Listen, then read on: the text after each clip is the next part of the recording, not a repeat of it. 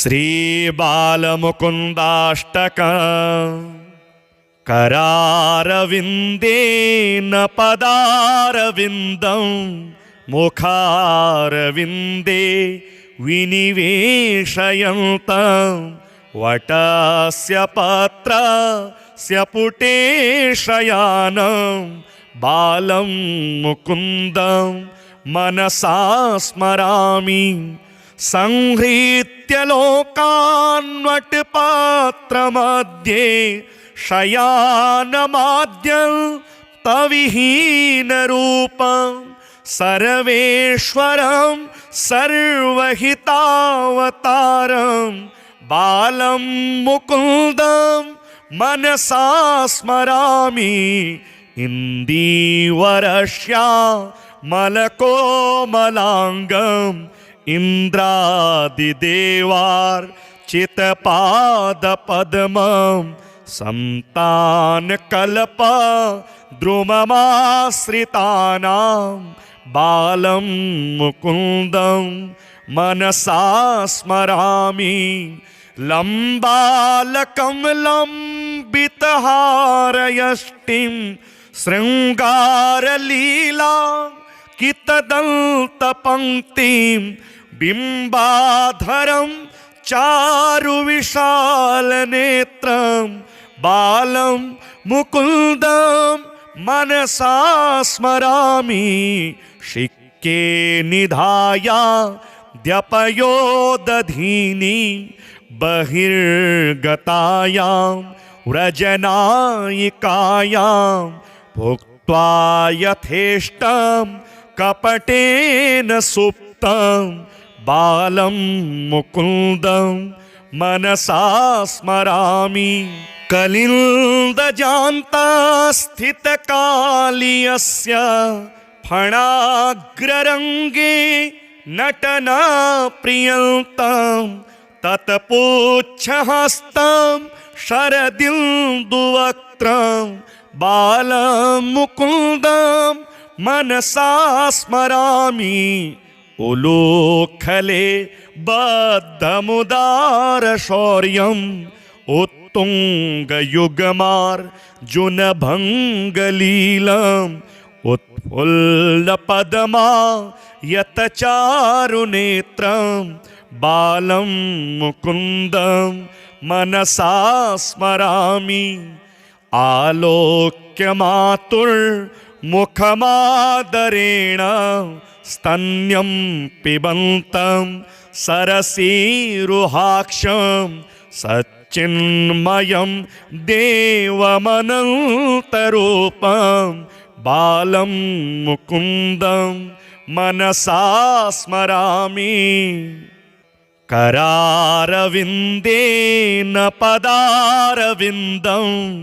मुखारविन्दे विनिवेशयन्तं वटस्य पत्रस्य पुटेशयानं बालं मुकुन्दं मनसा स्मरामि संहृत्य लोकान्वटपात्रमध्ये शयानमाद्यं तविहीनरूपं सर्वेश्वरं सर्वहितावतारं बालं मुकुन्दं मनसा स्मरामि इन्दीवरश्यामलकोमलाङ्गम् इन्द्रादिदेवार्चितपादपद्मं सन्तानकल्पद्रुममाश्रितानां बालं मुकुन्दं मनसा स्मरामि लम्बालकमलम्बितहारयष्टिं शृङ्गारलीला कितदन्तपङ्क्तिं बिम्बाधरं चारुविशालनेत्रं बालं मुकुन्दं मनसा स्मरामि शिक्के निधाया द्यपयोदधीनि बहिर्गतायां व्रजनायिकायां भुक्त्वा यथेष्टं कपटेन सुप्तं बालं मुकुन्दं मनसा स्मरामि। कलिन्दजान्तास्थितकालीयस्य फणाग्ररङ्गे नटनाप्रियन्तं तत्पुच्छहस्तं शरदिन्दुवक्त्रं बालं मुकुन्दं मनसा स्मरामि। उलूखले बद्धमुदारशौर्यम् उत्तुङ्गयुग्मार्जुनभङ्गलीलम् उत्फुल्लपद्मा यतचारुनेत्रं बालं मुकुन्दं मनसा स्मरामि। आलोक्यमातुर्मुखमादरेण स्तन्यं पिबन्तं सरसीरुहाक्षं सच्चिन्मयं देवमनन्तरूपं बालं मुकुन्दं मनसा स्मरामि। करारविन्देन पदारविन्दं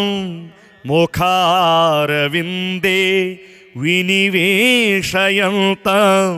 वटस्य पत्रस्य पुटे शयानं बालं मुकुन्दं मनसा स्मरामि। संहृत्य लोकान्वटपात्रमध्ये शयानमाद्यं तविहीनरूपं सर्वेश्वरं सर्वहितावतारं बालं मुकुन्दं मनसा स्मरामि। इन्दीवरश्यामलकोमलाङ्गम् इन्द्रादिदेवार्चितपादपद्मं सन्तानकल्पद्रुममाश्रितानां बालं मुकुन्दं मनसा स्मरामि। लम्बालकमलम्बितहारयष्टिं शृङ्गारलीला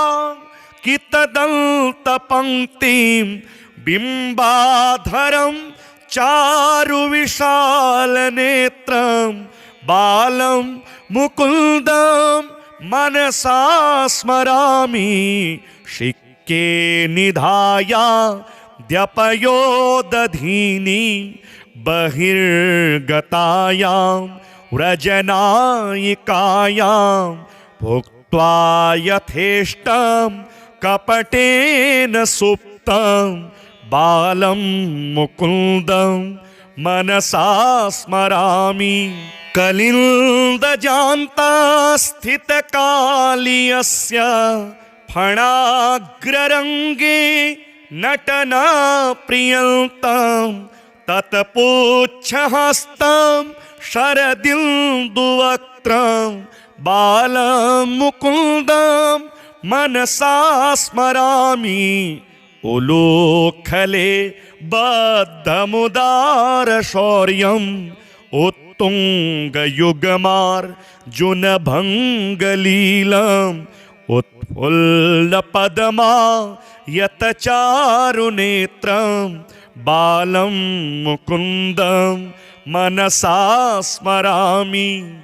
आलोक्यमातुर्मुखमादरेण स्तन्यं पिबन्तं सरसीरुहाक्षं सच्चिन्मयं देवमनन्तरूपं बालं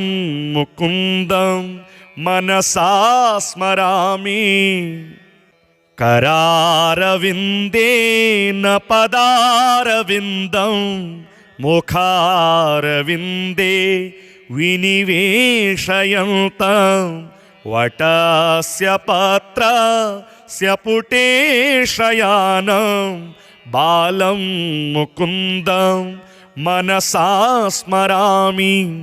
संहृत्य लोकान्वटपात्रमध्ये शयानमाद्यं तविहीनरूपं सर्वेश्वरं सर्वहितावतारं बालं मुकुन्दं मनसा स्मरामि इन्दीवरश्यामलकोमलाङ्गम् इन्द्रादिदेवार्चितपादपद्मं सन्तानकल्पद्रुममाश्रितानां बालं मुकुन्दं मनसा स्मरामि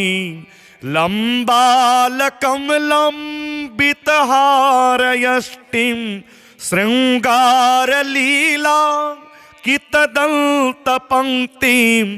बिम्बाधरं चारुविशालनेत्रं बालं मुकुन्दं मनसा स्मरामि शिक्के निधाय द्यपयोदधीनि बहिर्गतायां व्रजनायिकायां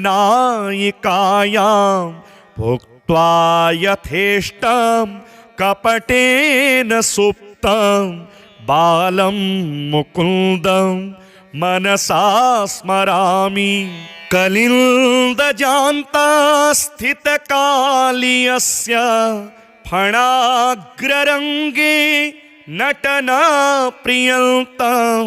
तत्पुच्छहस्तं शरदिन्दुवक्त्रं बालं मुकुन्दं मनसा स्मरामि उलूखले बद्धमुदारशौर्यम् उत्तुङ्गयुगमार्जुनभङ्गलीलम् उत्फुल्लपद्मा यतचारुनेत्रं बालं मुकुन्दं मनसा स्मरामि आलोक्यमातुर्मुखमादरेण स्तन्यं पिबन्तं सरसीरुहाक्षं सच्चिन्मयं देवमनन्तरूपं बालं मुकुन्दं मनसा स्मरामि करारविन्देन पदारविन्दं मुखारविन्दे विनिवेशयन्तं वटस्य पत्रस्य पुटे शयानं बालं मुकुन्दं मनसा स्मरामि संहृत्य लोकान्वटपात्रमध्ये शयानमाद्यं तविहीनरूपं सर्वेश्वरं सर्वहितावतारं बालं मुकुन्दं मनसा स्मरामि इन्दीवरश्यामलकोमलाङ्गम् इन्द्रादिदेवार्चितपादपद्मं सन्तानकल्पद्रुममाश्रितानां बालं मुकुन्दं मनसा स्मरामि लम्बालकमलम्बितहारयष्टिं शृङ्गारलीला कितदन्तपङ्क्तिं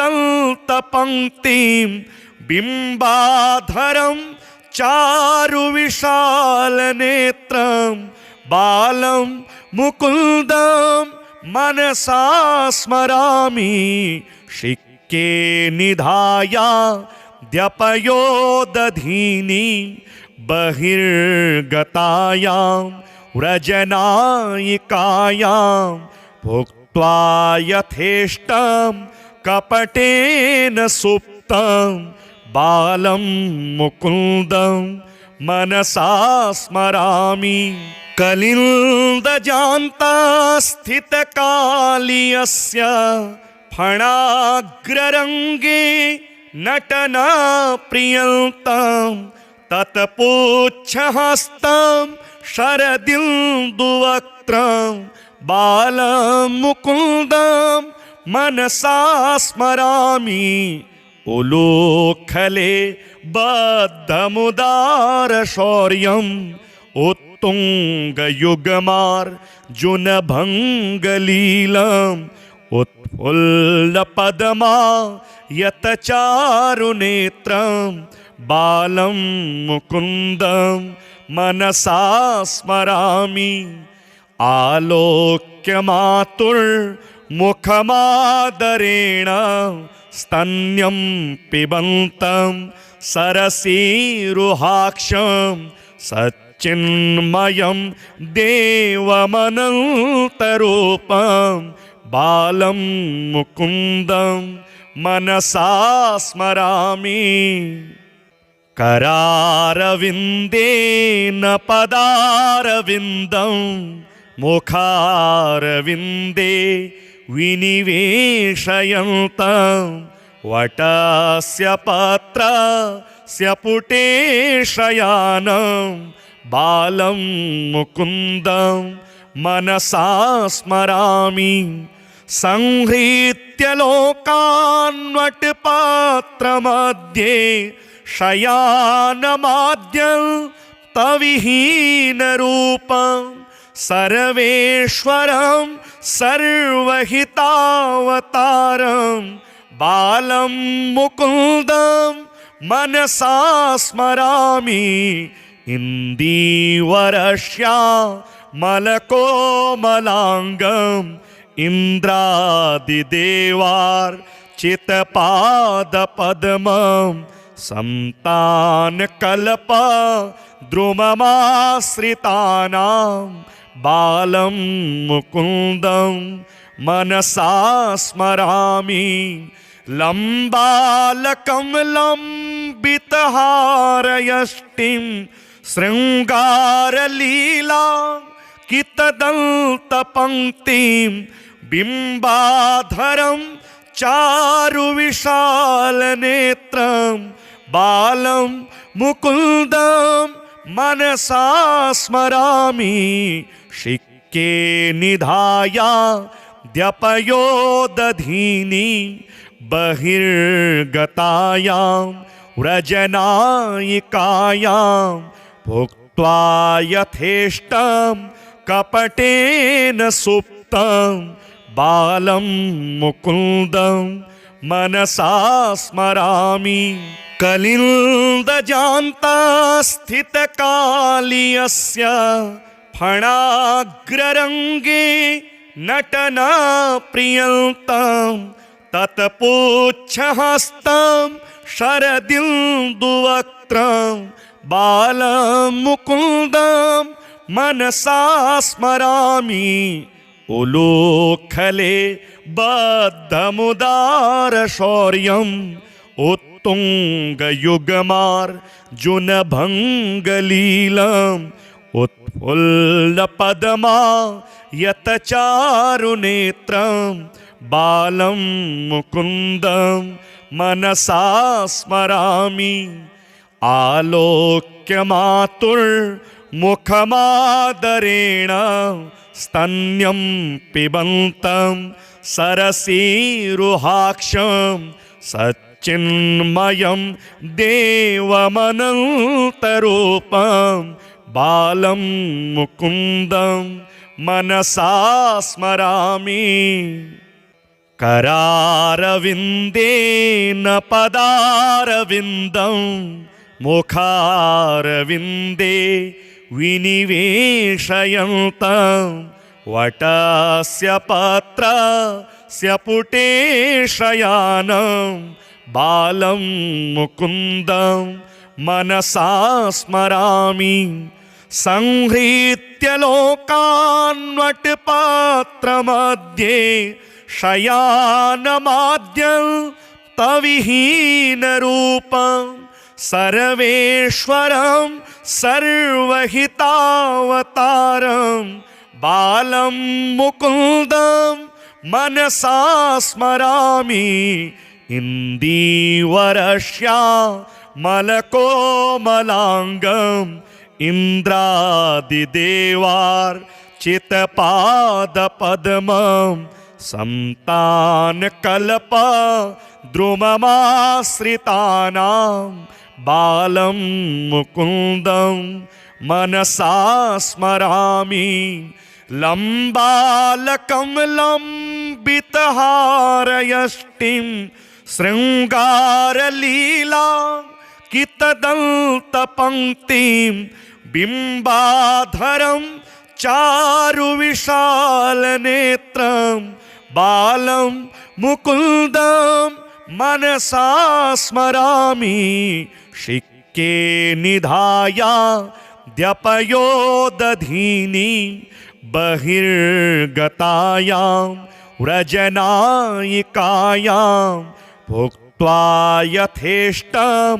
कपटेन सुप्तं बालं मुकुन्दं मनसा स्मरामि कलिन्दजान्तास्थितकालीयस्य फणाग्ररङ्गे नटनाप्रियन्तं तत्पुच्छहस्तं शरदिन्दुवक्त्रं बालं मुकुन्दं मनसा स्मरामि उलूखले बद्धमुदारशौर्यम् उत्तुङ्गयुगमार्जुनभङ्गलीलम् उत्फुल्लपद्मा यतचारुनेत्रं बालं मुकुन्दं मनसा स्मरामि आलोक्यमातुर्मुखमादरेण स्तन्यं पिबन्तं सरसीरुहाक्षं सच्चिन्मयं देवमनन्तरूपं बालं मुकुन्दं मनसा स्मरामि करारविन्देन पदारविन्दं मुखारविन्दे विनिवेशयन्तं वटस्य पत्रस्य पुटे शयानं बालं मुकुन्दं मनसा स्मरामि संहृत्य लोकान्वटपात्रमध्ये शयानमाद्यं तविहीनरूपं सर्वेश्वरं सर्वहितावतारं बालं मुकुन्दं मनसा स्मरामि इन्दीवरश्यामलकोमलाङ्गम् इन्द्रादिदेवार्चितपादपद्मं संतानकल्प द्रुममाश्रितानां बालं मुकुन्दं मनसा स्मरामि लम्बालकमलं बितहारयष्टिं शृङ्गारलीला कितदन्तपङ्क्तिं बिम्बाधरं चारुविशालनेत्रं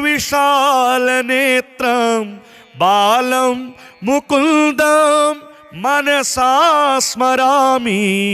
शिक्के निधाय द्यपयोदधीनि बहिर्गतायां व्रजनायिकायां भुक्त्वा यथेष्टं कपटेन सुप्तं बालं मुकुन्दं मनसा स्मरामि कलिन्दजान्तास्थितकालीयस्य फणाग्ररङ्गे नटनाप्रियन्तं तत्पुच्छहस्तं शरदिन्दुवक्त्रं बालं मुकुन्दं मनसा स्मरामि उलूखले बद्धमुदारशौर्यम् उत्तुङ्गयुगमार्जुनभङ्गलीलम् उत्फुल्लपद्मा यतचारुनेत्रं बालं मुकुन्दं मनसा स्मरामि आलोक्य मातुर्मुखमादरेण स्तन्यं पिबन्तं सरसीरुहाक्षं सच्चिन्मयं देवमनन्तरूपं बालं मुकुन्दं मनसा स्मरामि करारविन्देन पदारविन्दं मुखारविन्दे विनिवेशयन्तं वटस्य पत्रस्य पुटेशयानं बालं मुकुन्दं मनसा स्मरामि संहृत्य लोकान्वटपात्रमध्ये शयानमाद्यं तविहीनरूपं सर्वेश्वरं सर्वहितावतारं बालं मुकुन्दं मनसा स्मरामि इन्दीवरश्यामलकोमलाङ्गम् इन्द्रादिदेवार्चितपादपद्मं सन्तानकल्पद्रुममाश्रितानां बालं मुकुन्दं मनसा स्मरामि लम्बालकमलम्बितहारयष्टिं शृङ्गारलीला कितदन्तपङ्क्तिं बिम्बाधरं चारुविशालनेत्रं बालं मुकुन्दं मनसा स्मरामि शिक्के निधाया द्यपयोदधीनि बहिर्गतायां व्रजनायिकायां भुक्त्वा यथेष्टं कपटेन सुप्तं बालं मुकुन्दं मनसा स्मरामि कलिन्दजान्तास्थितकालीयस्य फणाग्ररङ्गे नटनाप्रियन्तं तत्पुच्छहस्तं शरदिन्दुवक्त्रं बालं मुकुन्दं मनसा स्मरामि उलूखले बद्धमुदारशौर्यम्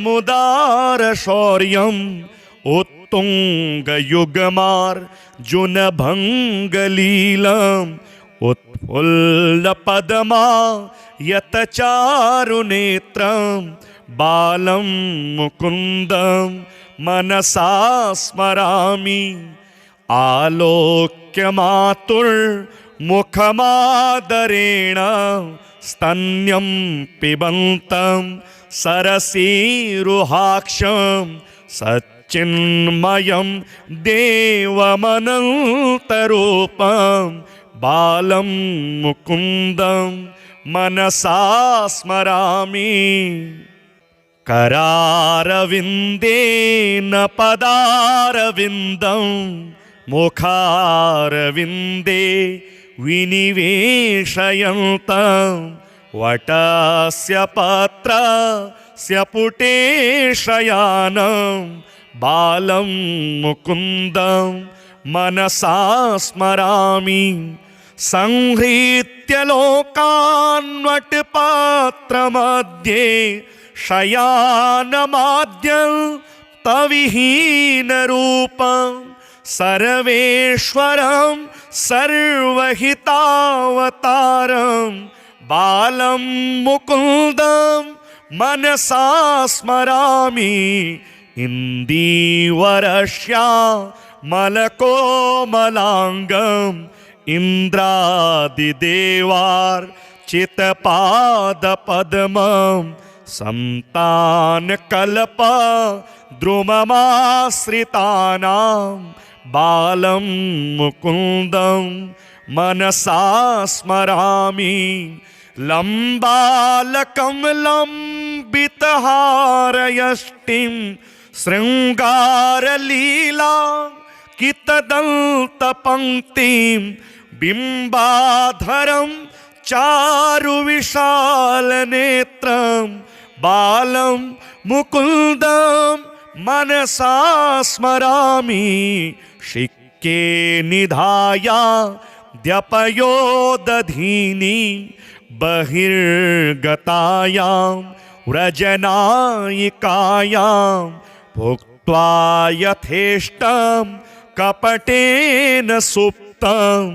बालं मुकुन्दं मनसा स्मरामि कलिन्दजान्तास्थितकालीयस्य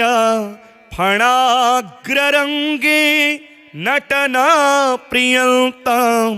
तत्पुच्छहस्तं शरदिन्दुवक्त्रं बालं मुकुन्दं मनसा स्मरामि उलूखले बद्धमुदारशौर्यम् उत्तुङ्गयुगमार्जुनभङ्गलीलम् उत्फुल्लपद्मा यतचारुनेत्रं बालं मुकुन्दं मनसा स्मरामि आलोक्यमातुर्मुखमादरेण स्तन्यं पिबन्तं सरसीरुहाक्षं सच्चिन्मयं देवमनन्तरूपं बालं मुकुन्दं मनसा स्मरामि करारविन्देन पदारविन्दं मुखारविन्दे विनिवेशयन्तं वटस्य पत्रस्य पुटेशयानं बालं मुकुन्दं मनसा स्मरामि संहृत्य लोकान्वटपात्रमध्ये शयानमाद्यं तविहीनरूपं सर्वेश्वरं सर्वहितावतारं बालं मुकुन्दं मनसा स्मरामि इन्दीवरश्यामलकोमलाङ्गम् इन्द्रादिदेवार्चितपादपद्मं सन्तानकल्पद्रुममाश्रितानां बालं मुकुन्दं मनसा स्मरामि लम्बालकमलम्बितहारयष्टिं शृङ्गारलीला कितदन्तपङ्क्तिं बिम्बाधरं चारुविशालनेत्रं बालं मुकुन्दं मनसा स्मरामि शिक्के निधाय द्यपयोदधीनि बहिर्गतायां व्रजनायिकायां भुक्त्वा यथेष्टं कपटेन सुप्तं बालं मुकुन्दं मनसा स्मरामि कलिन्दजान्तास्थितकालीयस्य फणाग्ररङ्गे नटना प्रियन्तं तत्पुच्छहस्तं शरदिन्दुवक्त्रं बालं मुकुन्दं मनसा स्मरामि उलूखले बद्धमुदारशौर्यम् उत्तुङ्गयुगमार्जुनभङ्गलीलम् उत्फुल्लपद्मा यतचारुनेत्रं बालं मुकुन्दं मनसा स्मरामि आलोक्यमातुर्मुखमादरेण स्तन्यं पिबन्तं सरसीरुहाक्षं सच्चिन्मयं देवमनन्तरूपं बालं मुकुन्दं मनसा स्मरामि।